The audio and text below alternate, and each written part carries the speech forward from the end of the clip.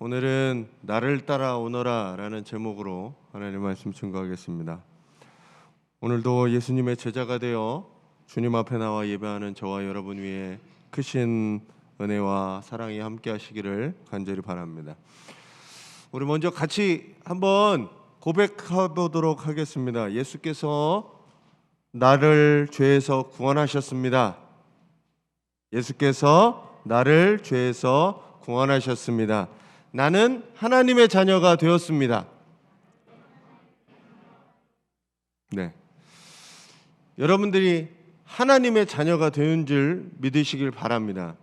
네, 오늘 저희가 설 명절을 맞이해서 이제 가족들과 오래간만에 만남도 갖고 그리고 같이 먹고 또 즐거운 시간들을 보내실 텐데, 한 가족이 그렇게 좋고 즐거운 것처럼 주님 안에서, 하나님 안에서 우리가 한 가족이 된다라는 것, 그것들을 여러분들이 기억하시고 살아가시기를 간절히 바랍니다. 새해가 시작한 지 이제 3주 정도 지났습니다. 새해 결심과 다짐들이 잘 지켜지고 계신가요? 네. 우리나라는 이 또 설 명절이라는 게 또 있잖아요. 그동안 내가 다짐하고 결심했던 게 흐트러졌거나 무너졌거나 아니면 잊어먹고 있었다면, 우리는 설이라는 또 새해가 또 있으니까 한 번 더 다시 마음을 먹고 새롭게 시작하시는 우리 성도님들이 되시기를 바랍니다. 저희 계속 성경 통독을 하고 있어요. 저는 제가 읽는 성경 말고 아침에 눈 뜨면 휴대폰으로 그걸 틀어요. 그냥. 네. 아침에 눈 뜨면 이부자리에서 성경 읽기를 틉니다. 그래서 한 장을 읽어요. 근데 저는 여러분들의 삶의 그 시간들을 정해 놓으시고, 뭐 많이 읽으시는 것도 좋고 한데, 그 한 장은 내가 시간을 정해 놓고 밥 먹을 때 전이라든지 한 2분 안 걸리거든요. 이걸 정해 놓고 말씀을 읽고 묵상하는 시간들을 가지시길 바랍니다. 그 습관을 가지시는 것들이 중요할 것 같아요. 나쁜 습관을 없애는 게 굉장히 어렵거든요. 마찬가지로 좋은 습관을 갖는 것도 어렵습니다. 근데 나쁜 습관을 없애는 가장 좋은 방법은 좋은 습관을 나쁜 습관으로 바꾸는 거예요. 나쁜 습관을 좋은 습관으로 바꾸는 거예요. 그래서 그것들을 계속적으로 반복적으로 할 때 습관이 됩니다. 전 여러분들이 그렇게 살아가시는 올 한 해 되시기를 간절히 바랍니다. 작년 말에 개봉한 이 영화 혹시 보셨어요? 영화 보신 분, 이 영웅 영화 보신 분 몇 분 계시네? 저는 정민주 목사님 보자고 그러는데 아직도 못 보고 있어요. 한번 보고 싶습니다. 정성화 씨가 저는 이렇게 안중근이랑 닮은지 몰랐어요. 네, 정말 많이 닮았더라고요. 네, 이렇게 해놓고 나니까 더 닮았어요. 안중근 선생님은 도마 안중근 이렇게 이야기합니다. 호라고 쓰기도 하지만 사실 이 도마는 세례명입니다. 세례명. 토마스라는 이 세례명이죠. 우리가 성경에서 잘 알고 있는 그 도마입니다. 그 도마. 1897년 1월 11일에 안중근 의사가 빌렘 신부에게 영세를 받고 세례명을 토마스를 받게 됩니다. 그래서 그 이후로 안중근은 도마 안중근 이렇게 되게 됩니다. 캐톨릭은 세례와 동시에 세례명을 주어지게 됩니다. 네. 그래서 뭐 안드레아스, 베드로, 여러 가지들이 있어요. 그 세례명을 주는 이유는 세례명이 그 예수님의 제자의 이름을 따거나 아니면 성인의 이름을 따서 세례명을 줍니다. 세례라는 것이 내가 그 전에 내가 죽어지고 새로운 삶으로 살아가는데, 새로운 삶으로 살아갈 때 새로운 이름을 주어서 그 이름대로 살아가게 하는 거예요. 그래서 예수님의 제자였던 도마스, 이 도마의 이름을 이 안중근은 세례명으로 받게 됩니다. 전 여러분들이, 우리도 세례를 받았잖아요. 우리는 세례명은 받지는 않지만 세례를 받았습니다. 근데 우리가 이름이 바뀌었다고 사람의 삶이 바뀌는 건 아니잖아요. 근데 이름을 바꾸면서 삶을 바꾸려고 노력을 하는 거예요. 오늘 말씀에도 베드로라 하는 시몬, 원래 이름은 시몬이었어요. 시몬이 이 베드로의 이름을 받아서 그 사명을 감당하려고 합니다. 오늘 말씀을 시작하면서 제자들을, 4명의 제자들을 부르시는 예수님의 본문입니다. 여러분들이 세례를 받고 예수님의 제자로 살기로 다짐한 사람이라면 이제 예수님의 제자로서 살아가시는 우리 성도님들이 되시기 바랍니다. 이름만 바꾸는 게 아니라 내 삶을 바꾸시는 성도님들이 되시기 바랍니다. 예수님의 사역의 시작은 이렇게 시작됩니다. 잘 아시다시피 세례를 받으셨어요. 세례를 받으시고 40일 금식 기도를 들어가십니다. 40일 금식 기도하고 시험을 받으시죠. 이 일련의 과정을 거쳐요.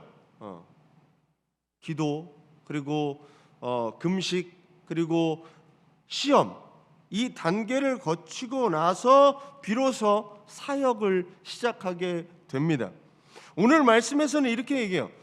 예수께서 나사렛을 떠나서 스불론과 납달리 지역 바닷가에 있는 가버나움으로 가셨다라고 얘기합니다. 예수님의 사역의 시작이 이 가버나움이라고 하는 데서 시작하게 돼요. 자, 가버나움이 어떤 곳이냐? 마태복음은 4장 15절 16절에서 이렇게 얘기합니다. 같이 한번 읽어주세요.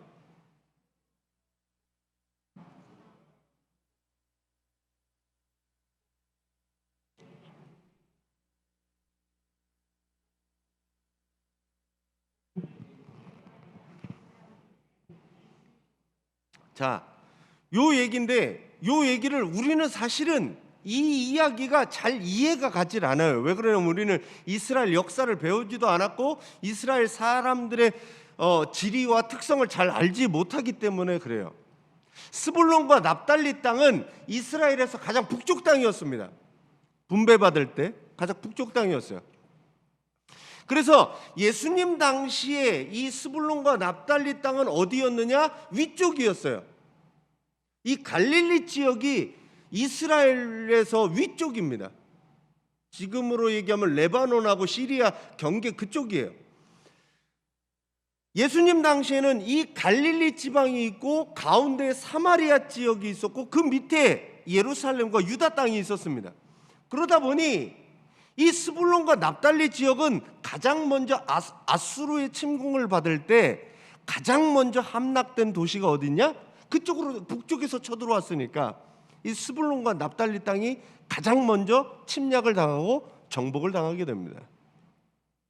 이 아수르라고 하는 나라, 아시리아라고 하거든요.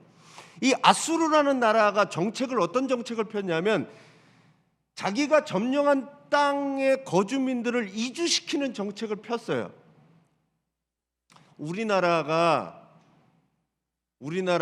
사할린 동포가 저 러시아에 있다가 이주 정책을 써서 이렇게 옮겨가잖아요. 비슷한 겁니다. 그 나라, 그 민족의 정체성을 가장 빨리 없애는 게 뭐였냐면 이주시키는 거예요. 이 동네 사람을 저기 반대편에 다른데 다 거기 살게끔 만드는 겁니다. 거기 살면서 동화되기도 하고 사람들이 이방 민족하고 결혼하기도 하고 아이를 낳기도 하고 혼혈들이 생겨지게 돼요. 그 혼혈들이 누구냐? 사마리아인들이 됩니다.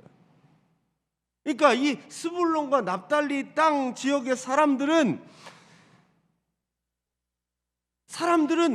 갈릴리 이 이스라엘 사람이긴 하지만 포로로 끌려갔던, 그리고 멀리 갔던, 그리고 이 스불론과 납달리 지역에는 다른 아수르의 다른 지역의 사람들이 그 지역에 와서 살게 돼요. 그러니까 이곳을 바다로 가는 길목이면서 동시에 이방 사람들의 갈릴리라고 부릅니다. 갈릴리 지역은 유대인이 아니라 이방 사람들이 섞여 있는 지역이었어요. 그러다 보니 이 백성들의 종교적인 신앙생활의 형태나 이런 것들이 이방 민족이 많이 들어오니 신들이 섞여 있었습니다. 하나님만을 믿는 것이 아니라 신앙적으로도 그리고 삶으로도 섞여져 있고 힘든 삶이었어요. 이사야는 이 백성들을 어떻게 표현하였냐? 이방 사람들의 갈릴리라고 표현하면서 어둠에 앉아 있는 백성, 죽음의 땅에 앉은 사람들이라고 표현합니다. 이 사람들에게 예수가 뭐가 되셨느냐? 큰 빛을 보았고 빛이 빛이었다라고 설명하고 있어요. 그래서 이방에 정말 어둠에 있던 사람들, 죽음에 있던 사람들에게 예수께서 빛을 비추시기 위해 그곳에서 사역을 시작하시게 됩니다. 왜 굳이 메시아가 예루살렘이 아니라 사람들이 많이 모여있는 종교적인 굉장히 위치에 있는 그곳이 아니라 저 멀리 사마리아를 거쳐서 저 북방 갈릴리 지역에 사역을 시작하셨느냐? 그곳의 사람들이 어둠에 있었기 때문에, 죽음에 있었기 때문에 그 사람들에게 빛을 비추고자 예수님은 그곳에서 사역을 시작하셨다라는 겁니다. 예수님이 선포한 내용은 이거였어요. 여러분들 잘 아시는 회개하라, 천국이 가까이 왔다. 세번역에서는 회개하여라, 하늘나라가 가까이 왔다라고 표현합니다. 이 얘기는 어디서 많이 들어봤어요. 세례 요한이 선포하던 것이었습니다. 이 단어는 한 가지로 먼저 이야기됩니다. 회개하라라는 겁니다. 이방 사람들의 갈릴리에서 예수님이 하셨던 얘기는, 먼저 하셨던 얘기는 회개하라는 얘기예요. 이 얘기는 2000년 전 그 갈릴리 사람뿐만 아니라 지금 우리에게도 하시는 말씀입니다. 회개하라는 거예요. 제발 회개하라는 거예요. 예수 그리스도를 믿는 가장 첫 번째 발걸음은 회개로 시작합니다. 하나님이 나를 사랑하시고 그 은혜를 부어주셨는데 내가 그를 얼마나 회개하느냐라고 시작해요. 지난주에 말씀드린 것처럼 나는 하나님에 대해서, 예수 그리스도에 대해서 알지 못하는데 내가 다 아는 것처럼 하는 것처럼, 내가 하나님의 모든 것을 아는 것처럼, 한 달란트 받은 사람이 하나님에서 그러잖아요. 당신은 고든 사람이다라고 하나님을 이야기합니다. 하나님은 이러실 거야, 하나님은 이렇게 하는 거야, 교회는 이런 거야 라고 이야기하는 그 이야기가 과연 옳은가 라는 것들을 보고 회개하는 것들이 필요한 거예요.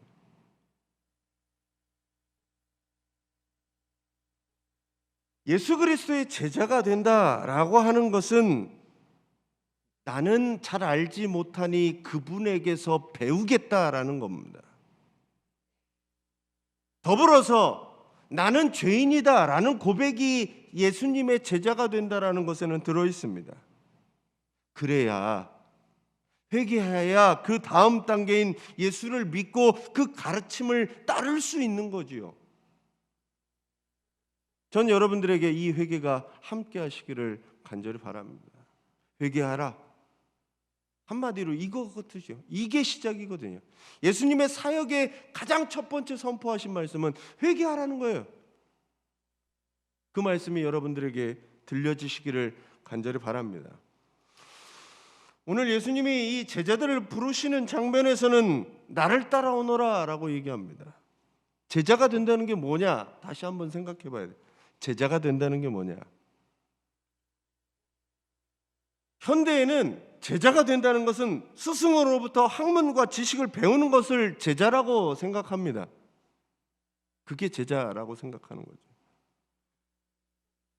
많은 사람들 요즘 스타 강사, 인류 강사처럼 해서 강사가 막 설명하고 그 지식을 배우는 게 학생이고 스승이고 선생이고 제자고 라고 생각을 하는데, 유대식 그 히브리 랍비의 개념은 사실은 도제와 비슷합니다. 도제와 비슷해요. 제가 어저께 설 특선 영화를 보는데 타짜가 갑자기 나오더라고요. 타짜, 그 오래된 영화가 타짜라는 영화에 조승우가 그 평경장한테 가서 제가 제자가 되겠습니다 그럴 때 거부당하고 쫓겨나고 그 문 앞에서 며칠 밤을 새면서 제자로 받아주지 않잖아요. 너는 손을 보니 이러면 패가 망신할 손이니 하지 말아라 라고 하는 게 어제 보이더라고요. 제가 설교 말씀을 다 마치고 오늘 생각나는 게 그거예요. 제자라는 게 그런 겁니다. 히브리에서 제자는 우리가 생각하는 그 제자하고는 달라요. 당시에 유대 소년들은 대여섯 살 때부터 토라를 읽고 외우고 하는 것들을 공부를 합니다. 이 아이들이 대여섯 살 때부터 13살 될 때까지 토라를 배우고 외우고 공부하고 암송하고 그런 묵상하고 생각하고 하는 일들을 해요. 그게 13살쯤 되면 랍비가 고릅니다. 좀 잘 알고 좀 가르쳐도 될 만한 아이들을 따로 골라내고 나머지 아이들에게는 이렇게 얘기해요. 너는 가서 가업을 이어라 라고 얘기합니다. 그리고 돌려보내요. 13살 아이들 몇 명 추려진 이 베스트라고 하는 아이들, 이 아이들을 데리고 13살부터 18살에서 20살까지 또 랍비가 가르칩니다. 함께 먹고 자고 이렇게 가르쳐요. 그리고 18살에서 20살이 될 때 정말 내 문화에 들어서 배울 만한 사람들을 다시 한번 추려냅니다. 그래서 나머지 아이들 중에 일부는 다시 너는 가서 가업을 이어라 라고 얘기해요. 그래서 그 친구들은 이제 집에 가서 아버지가 하던 일을 이어서 하게 됩니다. 랍비의 선택을 받은 사람은 베스트 중에 오브 베스트였어요. 가장 성경을 잘 알고 이해하고 깨닫고 머리가 좋고 그런 아이들 중에 최고인 아이들이 랍비의 문화에 들어가서 랍비가 될 교육을 받을 수 있었습니다.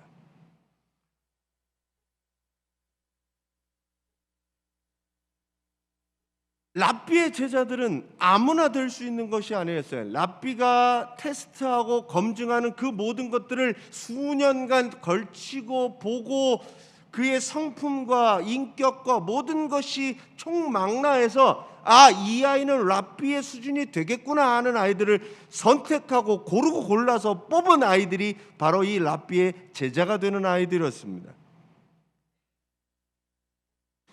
그러니 랍비가 가르칠 때에는 책상에 앉아서 공부를 가르치는 게 아니었어요. 삶으로 제자들을 초대했습니다.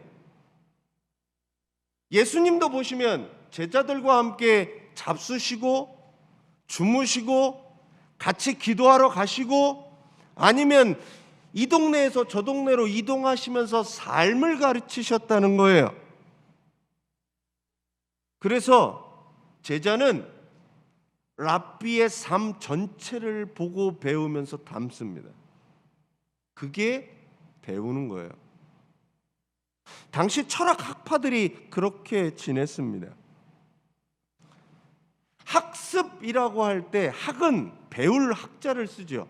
습은 연습할 습자를 씁니다. 한문 이 습자는 날갯짓을 표현한 한자예요. 새가, 아기 새가 날기 위해서는 날갯짓 연습을 계속하는 거죠. 그래야 죽지 않고 날 수 있는 것처럼 습은 그런 겁니다. 말 그대로 제자가 된다는 것은 배우는 것으로 끝나는 게 아니에요. 습이 돼야죠. 그 삶을 배우는 겁니다. 예수 그리스도의 제자가 된다는 것 뭐가예요? 예수 그리스도의 정보를 아는 게 아니에요. 그분이 어떻게 했냐? 그게 중요한 게 아니에요. 그것도 알아서 내가 습을 해야 되는 거예요. 연습해야 돼요. 예수의 삶을 살기 위한 연습을 하고 또 하고 매일 반복적으로 해야만 한다는 겁니다. 그게 바로 뭐냐? 제자가 된다라는 의미예요. 우리 교회는 생명을 살리는 제자 공동체라고 하는 이 제자가 들어갑니다. 전 여러분들이 성경을 많이 알고 많이 성경에 가로넣기나 뭐 누가 누구의 아들인지 그거를 많이 아는 것으로 그치지 그렇게 원하지 않아요. 성경을 읽는 이유는 그 안에 담겨 있는 하나님의 마음, 하나님이 어떻게 하시고자 하는 것, 그것들을 배워서 잘 알고 그것을 내 삶으로 녹여내기 위한 방법이라는 거죠.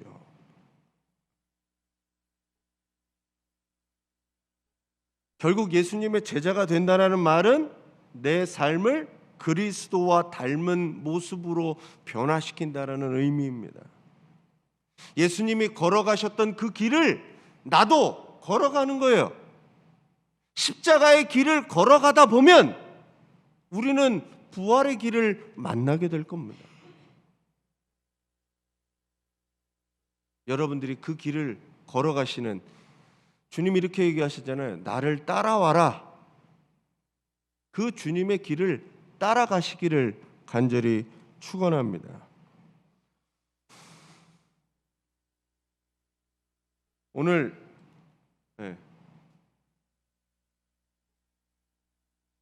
예수님께서는 뭐라고 얘기하냐면 사명을 주시는데 따라오는 제자들에게 나는 너희를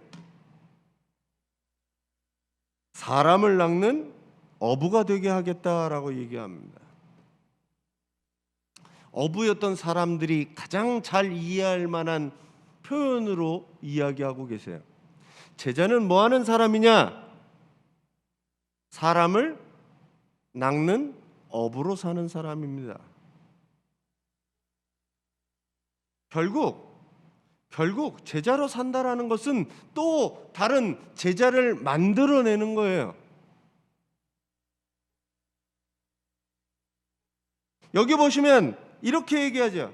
사람을 낚아내는 어부, 제자의 사명은 하나님 나라를 선포하면서 사람들을 하나님의 자녀로, 하나님의 나라로 인도하는 사명을 받았다는 겁니다. 왜 교회에 문제가 되는 줄 아세요? 내 신앙만 생각하고 다른 사람을 내가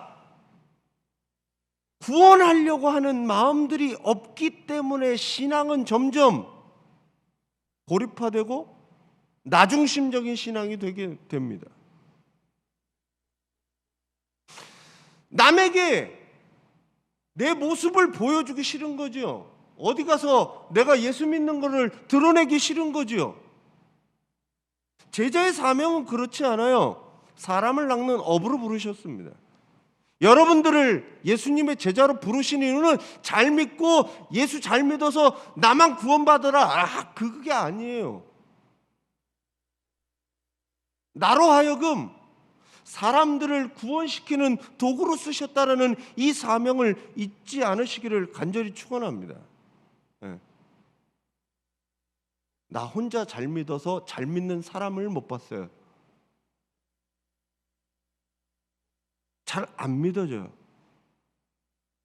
내가 믿는 것을, 내가 아는 것을 남에게 전달하고 가르치고 알려줄 때 비로소 내 삶이 변화될 수 있습니다.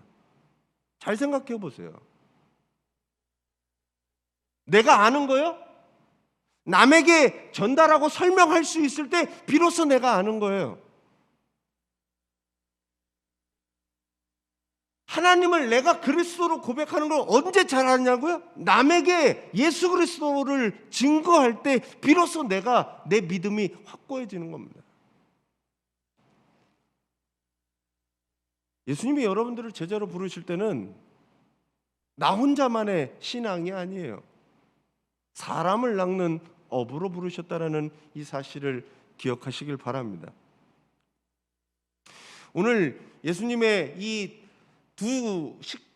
네 제자가 예수님을 만나고 따라가는데 20절, 22절은 이렇게 표현하고 있습니다. 그들은 곧 그분을 버리고 예수를 따라갔다. 22절에는 그들은 곧 배와 자기들의 아버지를 놓아두고 예수를 따라갔다라고 표현하고 있습니다. 사실은 저는 이 문장은 사실 잘 이해가 가지 않아요. 이거를 글로 써놨으니까 이렇지, 당시에 정말 배에서 나와서 그물을 깁고 있던 사람들, 뭘 하고 있던 사람들이 예수님이 나를 따라라 그랬을 때 이걸 다 팽개치고 그냥 따라갈 수 있었느냐?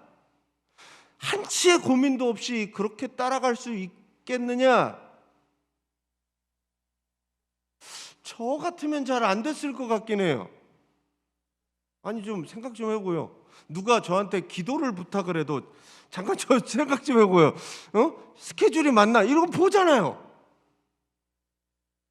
근데 마태는 이렇게 표현했다라는 겁니다. 제자들이 갖고 있어야 되는 결단력을 마태는 굉장히 강렬하게 설명해주고 그 제자들이 그랬다라고 이야기합니다.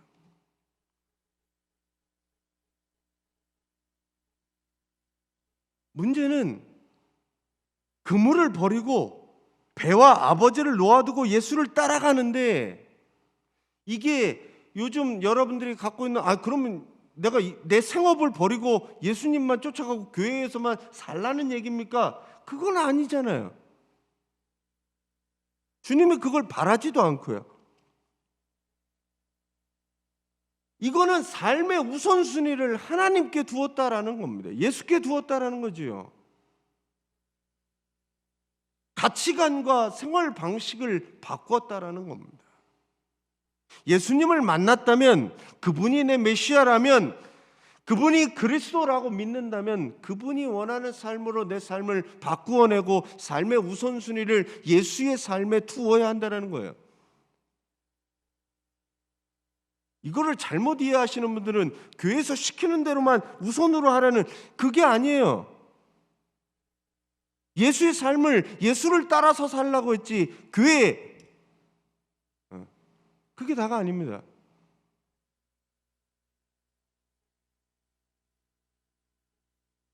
예수님을 만났다면 그분이, 내가 그분을 따르겠다라고 결심을 하고 세례를 받고 그분에게 내 스승이라고, 선생이라고, 내 구세주라고 믿는 사람은 그분을 위해서 따르기 위해 내가 버려야 될 거, 내가 놔둬야 될 거 놓아두라는 얘기예요. 버려야 된다라는 이야기입니다.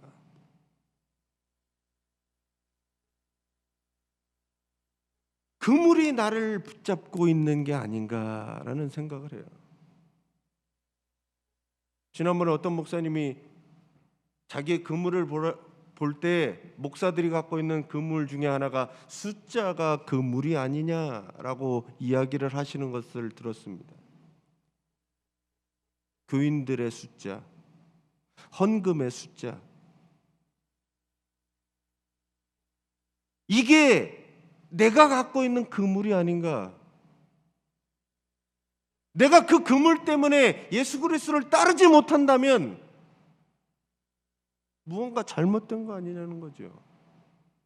마찬가지로 여러분들이 예수를 따르는 데 있어서 내가 가지고 있는 선입견이나 잘못 알고 있는 지식이나 모르는 것이나 아니면 내 생업이나 돈이나 물질이나 그 무엇이 예수를 따라가지 못하게 하는지 돌아보셔야 되는 거예요. 내 발목 잡고 있는 그물이 뭔지 그걸 보셔야 돼요. 하나님을 따라가고 예수님을 따라서 우리가 세례를 받고 예수님의 제자로 살기로 다짐했는데 그분을 못 따르게 하는 그 그물이 무엇인지, 나에게 그 그물 때문에 나는 계속 걸려 넘어지고 계속 따르지 못하고 나는 안전뱅이처럼 움직이지 못하고 있거든요. 그게 뭔지 보셔야 돼요. 오늘 예수님의 사역의 시작은 뭐였냐 하면 제자들을 부르시면서 시작합니다. 예수님은 사람의 능력으로, 재능으로 제자를 삼지 않으셨어요. 예수님의 제자로 삼는 사람들은 어떤 사람들이냐? 겸손하게 회개하는 사람들을 제자로 삼으셨음을 믿으시길 바랍니다. 예수님의 제자는 감정으로 되는 게 아닙니다. 말로써 예수님의 제자가 되어지는 게 아닙니다. 그냥 오랜 시간 함께 했다고 제자가 될 수 있는 게 아니에요. 제자는 그물을 버리고 예수를 따르는 사람이 제자가 될 수 있습니다. 그리고 자기의 십자가를 지고 따르는 사람만이 예수님의 제자가 될 수 있습니다. 오늘 여러분들의 세례를 기억하시고 세례를 받으신 여러분들이 예수님의 제자가 되리라 다짐하셨으면 오늘 주님께서는 여러분들을 나를 따라오너라 라고 말씀하고 계십니다. 그 음성이 여러분들에게 들려지시기를 간절히 축원합니다. 그리고 내 안에 있는 그물이 무엇인지, 아직 예수를 따르지 못하는, 전적으로 주님을 신뢰하고 그분을 메시아로 나의 스승으로 따르지 못하는 그 그물이 나에게 무엇인지 다시 한번 돌아보시고 그 그물들을 내려놓고 때로는 그 그물들을 버려놓고 예수를 따라가시는 우리 새로운 교회 성도님들 되시기를 간절히 축원합니다.